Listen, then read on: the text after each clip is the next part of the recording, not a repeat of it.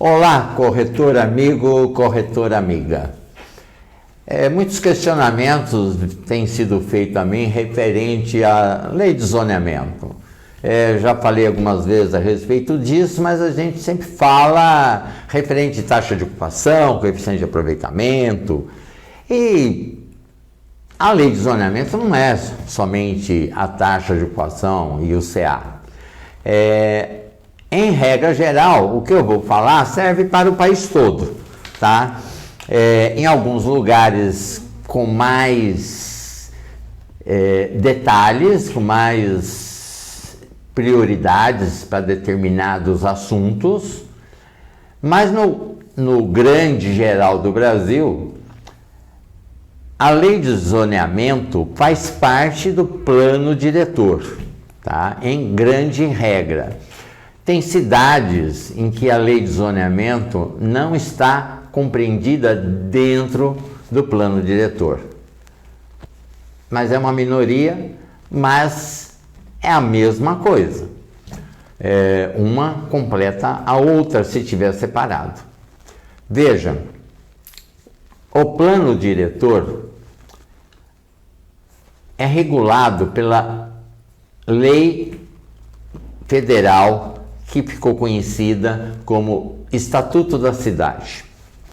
Nela, estabelece que todas as cidades acima de 20 mil habitantes é obrigado a ter a legislação referente ao plano diretor. É uma lei complementar, tem um rito diferente para sua aprovação, além de exigir também audiências públicas, porque envolve toda a comunidade. Lá no Estatuto da Cidade, lá diz que a lei do plano diretor deve ser revisada até, no máximo, 5 anos. Existem municípios que revisam a cada 2 anos, outros a cada 4 anos ou 5 anos. A necessidade, a importância dessa revisão ser em menor tempo, ela dá um dinamismo à cidade, ao município. Dividimos o plano diretor em algumas partes que dentro de um item específico nós temos a lei de uso de solo, a lei de zoneamento, mas dentro do plano diretor ele é muito mais abrangente. Para você, corretor amigo, corretora amiga, eu quero me especificar no assunto de zoneamento, da lei de zoneamento. Mas o plano diretor, por exemplo, fala sobre parcelamento do solo, fala sobre mobilidade, sobre trânsito, fala todos os assuntos abrangentes necessário ao bom desenvolvimento da cidade. E por que eu disse que quanto menor o tempo de revisão, melhor é para o município, para o munícipe, para a população e para o profissional corretor. Nela, você pode corrigindo as necessidades que houverem através do tempo. Determinado bairro que não estava previsto começa a ter uma população acima do normal. Então, o plano diretor serve para você direcionar aonde que é melhor ter indústria, aonde é melhor ter o comércio e tudo mais. Estava lendo agora recentemente, algumas cidades grandes aboliram isso. Uma cidade que foi um experimento que está sendo um sucesso, a cidade de Houston, nos Estados Unidos, que tem mais de 3 milhões, e lá o zoneamento está liberado muitos anos. Eles saíram dessa paradigma, dessa formatação. É a mesma coisa, alguns arquitetos defendem a não necessidade de ter frente mínima. E isso tudo está no plano diretor, gente. Veja, hoje, na grande maioria dos municípios, a gente tem que só pode começar a construção com 5 metros de recuo, com 4 metros de recuo, alguns lugares 6, 10 metros de recuo. Ora, existe uma corrente que defende que desde que haja iluminação e ventilação e na parte sanitária seja atendido às regras da engenharia sanitária, por que não fazer a construção, o prédio rente à rua? Há exemplo como existe na Europa, né? Onde a grande maioria dos prédios são na fachada da rua, mas existem os pátios interiores, né? Que é um outro tipo de arquitetura, mas na grande maioria dos planos diretores, na grande maioria da parte de uso e solo, do zoneamento. E por que eu falo uso e solo? É a maneira de se usar o solo, o seu lote, o seu terreno, a sua área. Então nós temos no zoneamento, entrando propriamente dito no zoneamento, nós temos basicamente zona rural e zona urbana. Ok? Zona rural, muito pouca legislação a respeito disso na grande maioria dos municípios, tá? E a zona urbana, aonde ela é mais olhada, mais cuidada, com mais critério. Dentro dessa zona urbana, basicamente é definido zonas estritamente residenciais, que não pode nem construir prédio residencial, só casa no máximo, térreo e superior. Zonas de característica mista, onde pode ter comércio, onde pode ter residência, zonas estritamente comerciais e zonas estritamente industriais. Como eu disse agora há pouco sobre Houston, ele tem a legislação de que forma que atender, mas eu posso fazer uma indústria na zona sul, na zona leste, na zona norte ou oeste. Quer dizer, tem que atender os parâmetros técnicos para que se possa fazer essa indústria, por exemplo. Já na grande maioria dos municípios do Brasil, no seu plano diretor e no zoneamento, são zonas bem específicas e bem determinadas na sua planta. Alguns municípios mais avançados tecnologicamente, a gente faz tudo pelo notebook, pelo computador. A exemplo aqui de Caraguatatuba, nós entramos na planta do zoneamento e a gente passa o mouse em cima e a gente já sabe o tipo de zona. Aqui em Caraguatatuba são 32 tipos de zona, tá?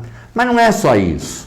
Além de você saber o que cada zona vem na lei dizendo o que você pode construir. Então, corretor amigo, corretora amiga, você, na hora de vender um imóvel e o cliente lhe perguntar o que pode ser construído, lição de casa. Todas as vezes que você for mostrar um terreno, uma área, um lote para venda, você tem obrigação, como profissional atualizado, saber o que pode ser feito naquele local, tá? Se você atende, por exemplo, e é aí que eu falo que o corretor que aprende a ler e saber sobre o zoneamento e o que pode, o que não pode, onde não pode, quanto que pode, toda a classificação, ele tem um ganho maior porque ele pode pensar em investidores, em construtoras, em incorporadores, que são negócios de valores maiores, consequentemente, comissão maior. Então, veja, você tem 2 lotes, 3 lotes à venda, ou tem 2 lotes, alguém com 2 lotes está vendendo 2 lotes, os 2 lotes ficam 20 de frente. Esses 2 lotes passam da área mínima, atende a construir um prédio. Existem cidades, a exemplo daqui, que o número de andares está ligado diretamente à frente. Então, é típico da legislação municipal.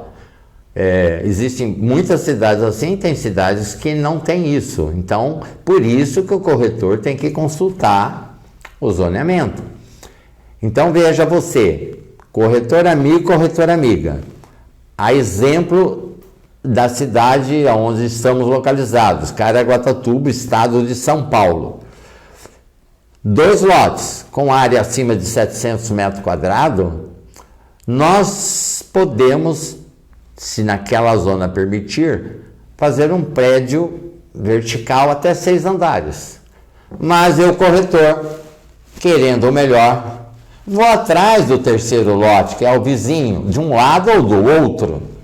Você não tem interesse em vender, mesmo que seja uma casa construída, porque o incorporador pode oferecer à pessoa um apartamento, uma cobertura, pode oferecer um ponto de comércio também, se o prédio couber um uso misto. Então, corretor, você cava negócios maiores, sabendo desses pequenos detalhes, tipo 20 metros de frente, 6 andares, 30 metros de frente, 8 andares, 40 metros de frente, 9 andares e, dependendo do zoneamento, até 18 andares. Veja, você sai de 6 andares e vai, dependendo do zoneamento, até 18 andares. Quanto a mais você pode ganhar numa negociação desse tipo, sabendo esses detalhes? Como? Lendo a parte de uso e solo, de zoneamento, que está dentro do plano diretor na grande maioria dos municípios. Como eu já disse anteriormente, tem município que está separado. Tudo bem. Alguns nomes para alguns corretores, às vezes eles não compreendem, ou às vezes têm vergonha até de perguntar, ou de saber, ou isso e aquilo. Eu estou aqui para esclarecer tudo. O meu celular para contato, e que é o WhatsApp, e aí eu peço para me colocarem no WhatsApp, é o 12 991 44 4350. Referente às dúvidas, tá? Eu tenho aqui comigo um plano diretor aonde existe definições que às vezes o profissional corretor, corretora, fica em dúvida, ou porque desconhece, ou porque aprendeu errado, N motivos. Então veja, existem alguns termos característicos até da escritura, quando se passa a escritura pública. Eu vou mencionar algum deles e explicando. Fala-se alinhamento. Quando se fala alinhamento, tá? É a divisa do terreno com a parte pública, uso público. O alinhamento é aquele que também pode ser chamado de alinhamento frontal, tá? Mas quando se fala alinhamento, é a testada da frente do lote com a calçada, com a rua. O termo é alinhamento, tá? Temos também recuo, né? O que é o recuo? Nós vamos ver isso, que lá na parte de zoneamento nós vamos ter o recuo frontal, de fundos, lateral. Alguns municípios você não pode encostar nas laterais, 1,50 m de um lado, 1,50 m do outro, já determinado pelo STJ. A menos de 1,50 m, quem construir com janela, o vizinho pode pedir para você fechar, não abrir aquela janela, tá? É jurisprudência formada, tá? De que nenhuma janela a menos de 1,50 m da divisa pode ser aberta. Você sabia disso? Pois é, isso é recuo lateral, tá? Mas tem municípios que permitem encostar de um lado e deixar aberto do outro. Então você encosta de um lado, não vai abrir nenhuma abertura de janela para iluminação ou ventilação, não pode. E do outro lado, 3 metros.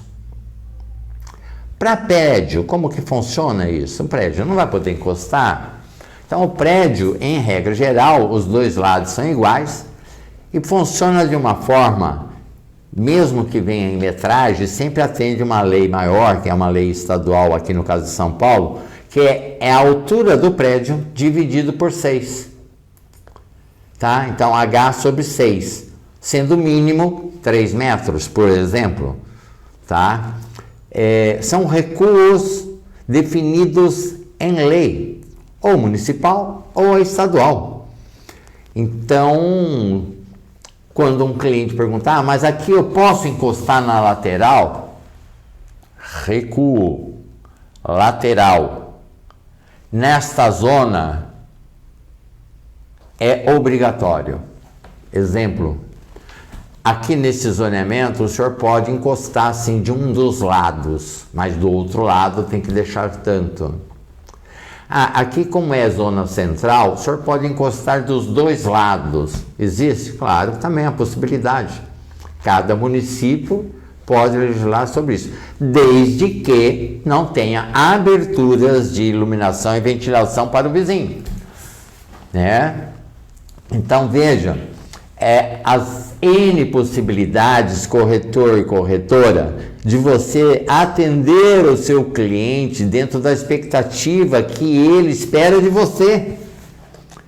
Ele vai vir ver um imóvel seu, que você vai mostrar 1, 2 ou 3, você tem que saber se naquele local, quanto que pode construir, taxa de ocupação, né? Então, vamos chegar lá. Então, veja, a questão do recuo, existe, já que estamos falando em recuo, vamos acabar com esse assunto falando o seguinte: um lote de 10 por 30, você constrói uma casa e tem atrás, que o pessoal chama de edícula. Muito município não aprova só a edícula, ele tem que aprovar a construção principal e a edícula, tecnicamente, é chamado de construção secundária. Alguns municípios até falam que é o seguinte: a construção secundária tem que ser X% da construção principal.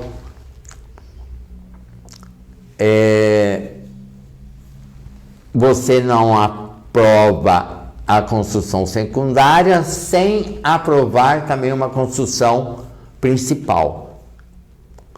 Depois só fez a secundária? Tudo bem, mas aprovou junto à construção principal. E qual é o recuo para essa construção secundária? Em regra geral, você pode encostar nos fundos do lote, do lado esquerdo ou do lado direito. Mas se for um imóvel de esquina, vai ter o recuo para a rua secundária, né? Eu gosto muito de lote de esquina, porque o lote de esquina permite ao engenheiro, ao arquiteto, ao técnico, várias soluções. Me aproveitando, falando que é um imóvel de esquina, em regra geral, muita gente quer comprar esquina. Já me aconteceu de clientes virem me consultar se existiria a possibilidade de, comprando imóvel de esquina, seria possível fazer uma construção principal para um lado de uma rua e a construção secundária para a outra. Muita gente faz isso, aluga de trás, uma renda. Aí depois, com o tempo, mas quero vender. Como que eu faço para vender a parte de trás? Porque tem a entrada pela rua secundária. Vai depender do zoneamento. Tem lugares que é permitido você dividir o imóvel com um mínimo de 125 metros quadrados. Me veio uma consulta dessa, há uns 2 meses atrás, num local, num zoneamento, aonde o lote para se dividir no mínimo era de 500 metros quadrados. E aquele lote só tinha 360 metros. Ou seja, não era possível dividir o imóvel, desmembrar o imóvel também, que pode ser usado dividir ou desmembrar, que nós já vamos logo em seguida definir isso. Não poderia. Por quê? Porque naquele local da cidade, o lote mínimo para você dividir ou desmembrar era 500 metros quadrados, dividindo o lote 250. E tem locais onde o lote mínimo para dividir é 250 metros. Dividindo vai ficar 125 metros. Mas aí nós temos uma lei federal, que é a 6766, aonde diz que a frente mínima de um lote tem que ser 5 metros. Ora, se a lei municipal permite dividir um lote de 250 metros, no caso, por exemplo, esse lote desse cliente que veio fazer a consulta, 360, se está no zoneamento que permite 250, então 360 também é possível. Aí ele poderia dividir o lote, criar outra matrícula e vender a parte de trás. Por quê? Porque tinha frente para a rua secundária, né? E você teria mais de 5 metros de frente. Então eu atendi a lei municipal e atendi a lei federal, que é de parcelamento de solo. O corretor tem habilidade para isso. Então, corretor amigo, corretora amiga, você pode, na hora da venda, lembrar aquele comprador que naquele zoneamento, sendo imóvel de esquina, ele é um pouquinho mais caro porque já é de esquina, mas naquele local você pode dividir o imóvel, que ele pode fazer um imóvel para si e fazer outro para venda, porque a lei permite. Olha, não ajuda a vender isso? Ou pelo menos a valorizar mais esse lote? É muito característico, nós costumamos falar lote. Aprendam, lote vem de loteamento. Quando aquele lote não tem matrícula, não tem escritura, é posse, em contratos a gente costuma usar terreno. Ele não é um lote derivado de um loteamento aprovado pela Lei 6766. Ele não foi aprovado na prefeitura. Qual é o termo correto para você colocar num contrato de compra e venda? Terreno. É a palavra mais apropriada. É o terreno. Tem gente que coloca lote? Claro que tem. Não vai desconfigurar o contrato, porque no conceito do contrato sabe-se que é aquilo, tá? Mas a palavra adequada é terreno. É a mesma coisa quando você vai fazer um contrato de compra e venda, quando a entrega é futura. Então o nome do contrato é promessa. Eu estou prometendo, é um contrato de promessa de compra e venda, porque vai entregar daqui a X tempo. Mas quando já está construído e você já vai fazer a entrega, então é um compromisso de compra e venda, né? No Poder Judiciário isso está apaziguado, né? As pessoas colocam compromisso no lugar de promessa, no lugar de compromisso. Então o que importa é o todo do contrato. Mas se você puder fazer um contrato já dentro do que é recomendável, faça. Promitente comprador, promitente vendedor, promete entregar daqui a 6 meses. Então é o promitente. Estou entregando imóvel, está pronto. É um compromisso de entrega, é um compromisso de compra e venda. Pequeno detalhe. Voltando ao nosso detalhe, o nosso item que a gente está falando, algumas definições referente ao uso de solo dentro do plano diretor, tá? Nós temos área construída total, área construída computável. Onde que é usado isso, área construída computável? É que para determinados prédios, a lei de zonamento, ela desconsidera varanda, ela desconsidera a parte comum, às vezes, do prédio. É de município para município, tá?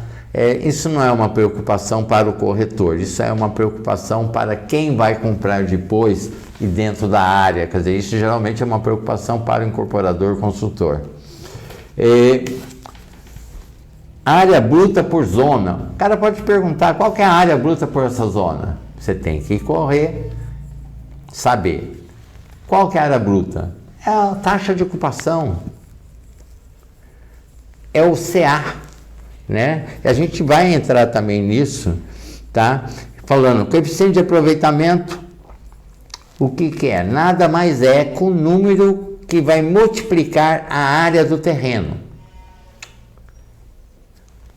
E como já disse anteriormente, hoje eu vou deixar bem definido com 2 exemplos. Um local, a grande maioria, tá? No planejamento, principalmente zona residencial, taxa de ocupação é 50%, compreendendo construção principal e construção secundária. É 50%. Tem um terreno de 300 metros quadrados, 50%, eu só posso ocupar o solo 150 metros.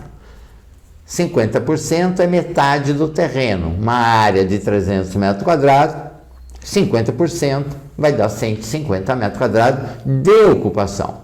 Mas só posso construir isso? Não, porque o CA neste local é igual a 1. 1 o quê? Uma vez a área do terreno. Eu não disse que a área do terreno era 300 metros? Então eu posso ocupar 150 metros no térreo e posso ocupar 150 metros no piso superior. Junta 150 embaixo, 155, 300 metros quadrados de área construída num terreno de 300 metros quadrados. Né? Vamos para um terreno pensando num prédio. Área, 1.000 metros quadrados. A taxa de ocupação, a tendência é sempre ser menor, porque, como eu havia dito, existem os recuos, H/6. Então, nós temos o recuo frontal, temos recuos de fundo e os recuos laterais. Se você sempre pensar H/6, a tendência é sempre dar certo, com exceção em alguns municípios serem mais rigorosos em relação a isso, aos recuos, exigirem mais recuo. Mas sempre mínimo é uma razão de H, altura do prédio, sobre 6. Essa fração, essa divisão te dá o recuo lateral. E exatamente nesse sentido, numa área que tenha 1.000 metros quadrados, a taxa de ocupação pode ser 40%, 30%, 25%, 20%. Existem locais aonde se pode usar apenas 20%. Na nossa cidade aqui no litoral, na cidade de Caraguatatuba, algumas áreas, alguns locais, somente 20%. Então veja você, tenho 1.000 metros quadrados de terreno. Nesse terreno eu posso usar 40%. Então o que eu posso ocupar? 1.000 metros eu posso ocupar 400. Se o meu CA for igual a 4, então eu pego 4 vezes 1.000 metros, vai dar 4.000 metros. Eu posso fazer um prédio de 10 andares. Poxa, mas eu tenho 1.000 metros, eu tenho 20 por 50. Posso fazer 10 andares? Aqui não. Por quê? Porque quando o terreno tem 20 metros de frente, eu só posso fazer até 6 andares. 30 metros até 8 andares, 40 metros, 9 andares, ou até 16, dependendo de onde ele está o imóvel localizado, a zona, tá? Então, eu acho que está bem explicado o que é um CA e um TO. TO, taxa de ocupação.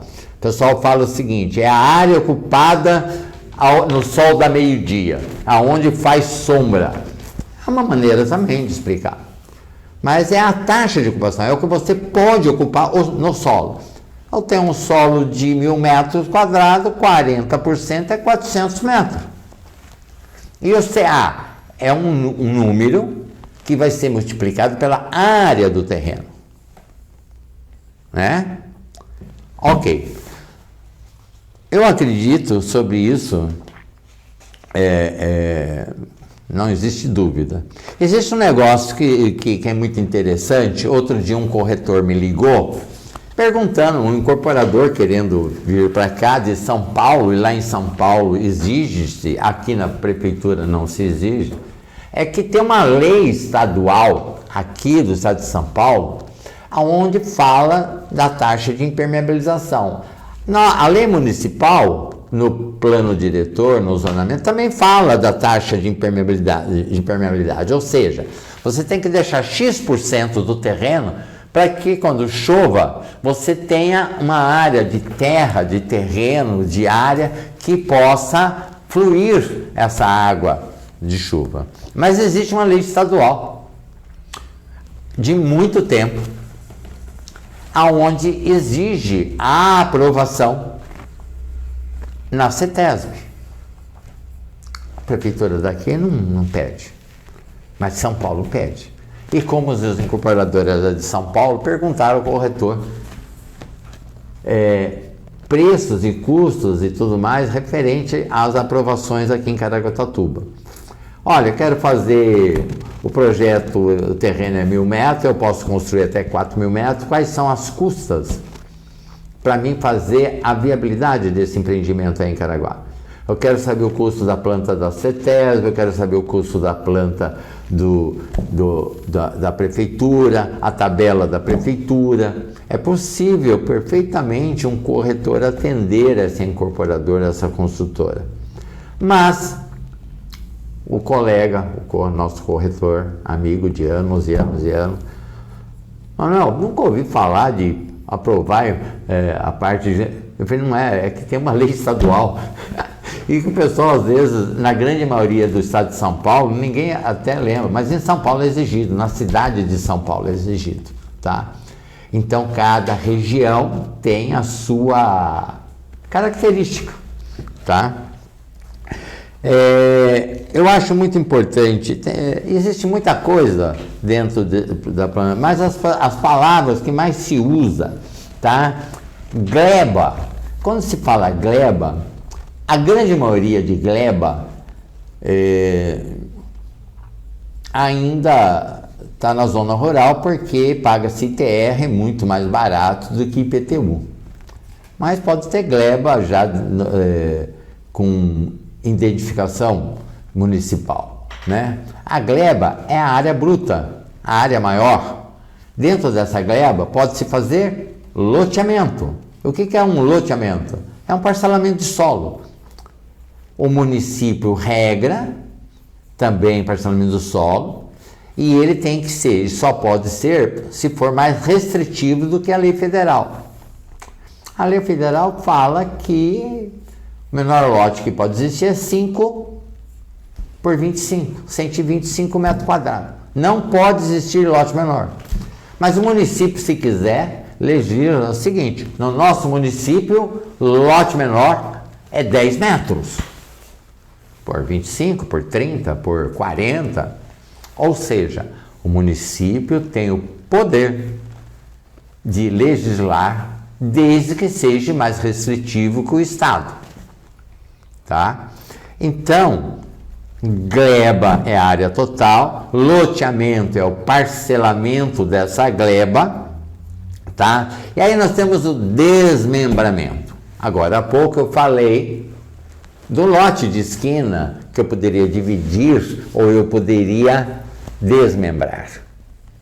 Sim, eu posso usar essas duas expressões nesse caso. Desmembramento é quando eu divido um lote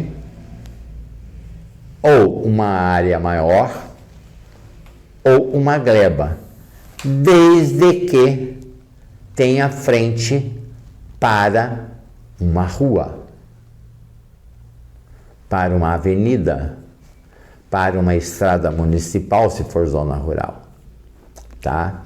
Então, desmembramento só é possível fazer aonde existe uma rua oficial. Pode até não existir em loco, mas existe no planejamento da cidade, existe na planta aprovada. Então, tem município que determina o número mínimo, ou às vezes o número máximo de desmembramento, tá? Tem cidade que fala, olha, tendo todos os lotes de frente para a rua, sendo lotes mínimos de 5 metros ou de 10 metros, o máximo que você pode desmembrar é 20 lotes. E tem cidades que eu já vi que o máximo era 6 lotes, né? Eu acho uma bobagem limitar a número. Ah, mas aí é parcelamento de solo. Pô, mas já tem uma rua, já está oficializado, tem guia, tem sarjeta. O porquê não poder liberar para mais imóveis, se você já tem a condição básica? Desmembrar só é possível aonde existe rua oficial, tá? Aprovada. Pode estar implantada ou não, mas ela tem que existir, tá? A divisão. Eu vou dividir uma gleba. Preciso ter frente para a rua? Não. Por acaso, pode ter. Estou dividindo, né? Que nem eu disse no caso da esquina. Por que eu posso desmembrar a esquina?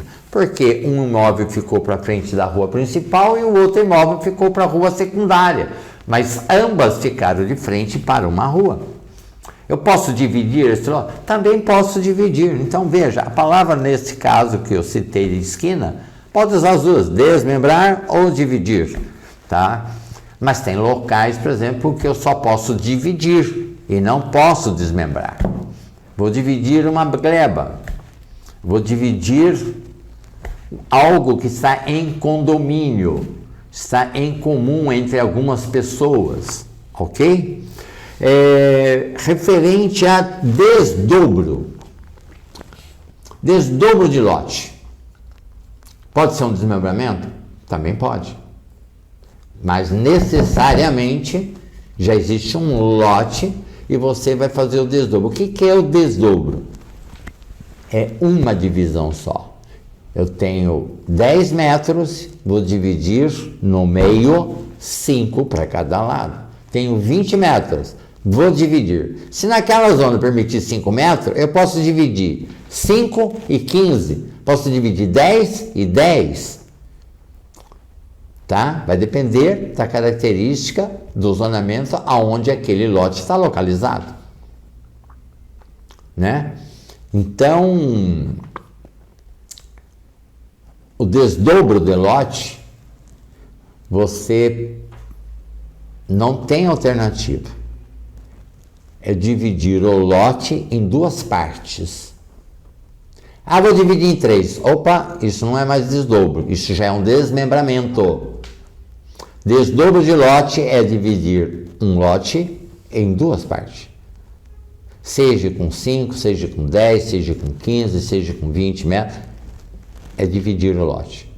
1/3, 2/3, 1/4, desde que obedeça a frente mínima. Lembra que eu falei? Frente mínima pela lei federal é 5 metros. Tem que atender essa situação, desde que também a legislação municipal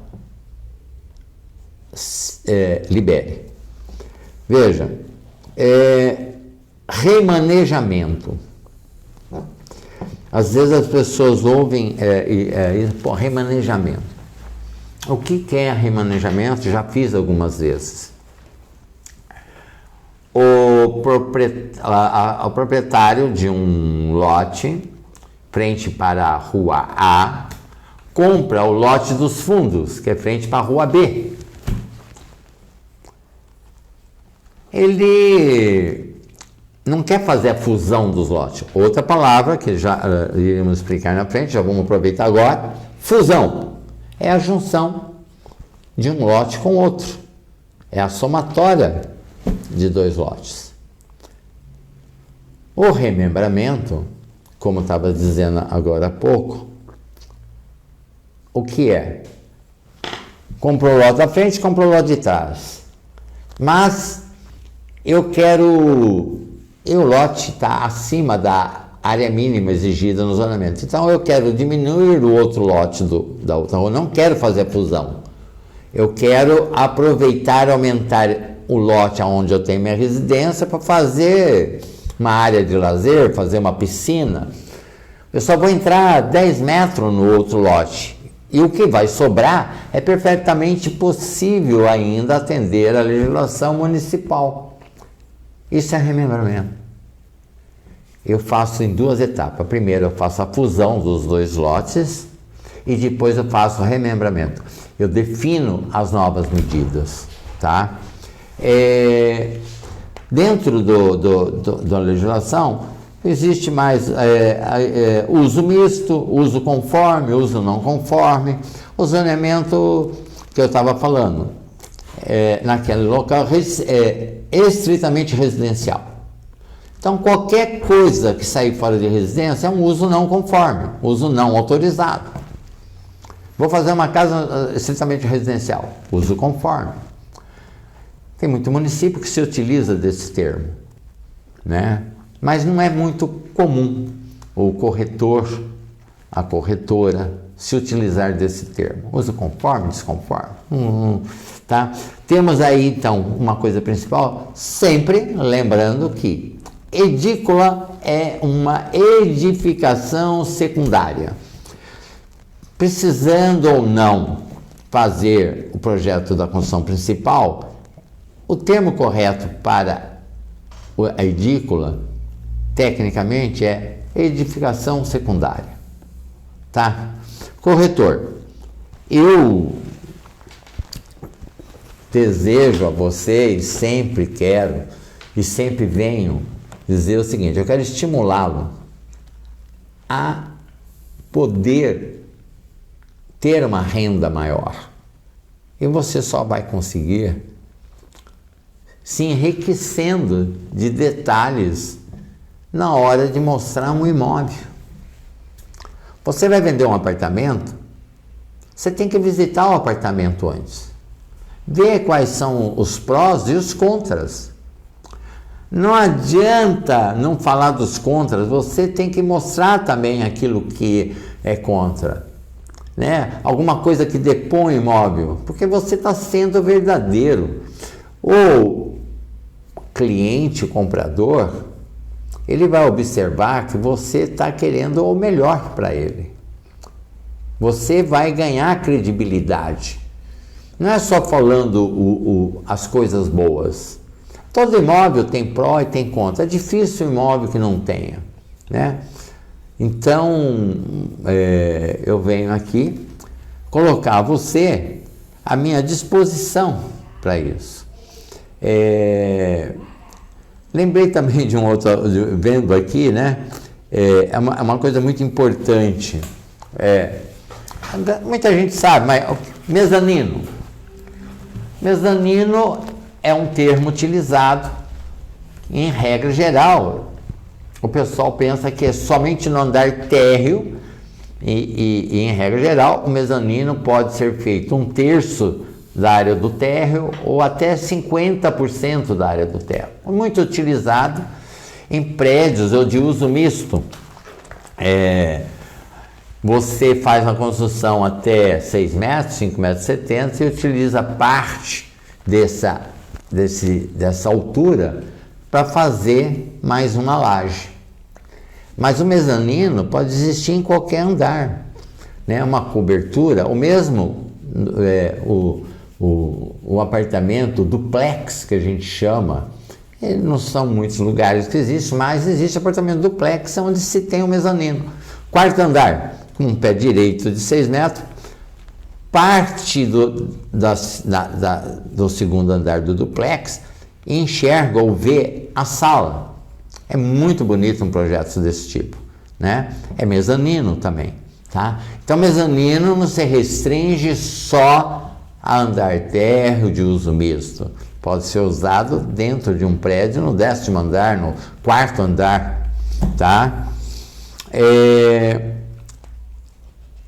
Referente a prédio, vamos falar o seguinte: existe, e é dentro do plano diretor, e aí vem a pergunta, posso fazer um sobressolo para a garagem? Posso fazer o subsolo? A lei que fala e regula sobre isso. Tem lugares que você não pode e tem lugares que você pode. Então você tem que fazer essa consulta. Mas vou pedir a você, meu amigo corretor, minha amiga corretora, qualquer dúvida, estou à sua disposição, tá? Acho muito importante essas definições estarem bem esclarecidas, porque o cliente hoje, ele tem acesso também ao Google, à internet, ele é fuçador, ele é curioso, ele tem recursos na palma da mão para procurar o que você poderia responder a ele. Então é melhor você ter já essa familiaridade. E não tem nada demais em você, olha, eu não sei lhe responder essa pergunta, mas vou ligar aqui para um parceiro meu que pode me responder. Né? Tipo o quê? Às vezes um valor de condomínio. Às vezes o corretor esquece, não se atém a saber, mas não tem um comprador de um apartamento que não queira saber valor de condomínio, né? E assim vai. Quando você tiver alguma dificuldade, na hora, responda, tem um parceiro, ligue para um engenheiro parceiro, ligue para um advogado parceiro, resolva, esclareça rapidamente a dúvida do seu cliente. Hoje é assim, né? A solução está na palma da mão. Recomendo sempre, corretor deve ter um engenheiro, um arquiteto, um técnico parceiro. Tem que ter um advogado, uma advogada que tenha confiança, que saiba trazer a você os esclarecimentos mínimos referente a contrato, ao profissional engenheiro, referente a plano diretor, a legislação municipal, ok? Quero me colocar novamente à disposição. O meu telefone também está aqui escrito. E agradeço mais uma vez por toda a atenção.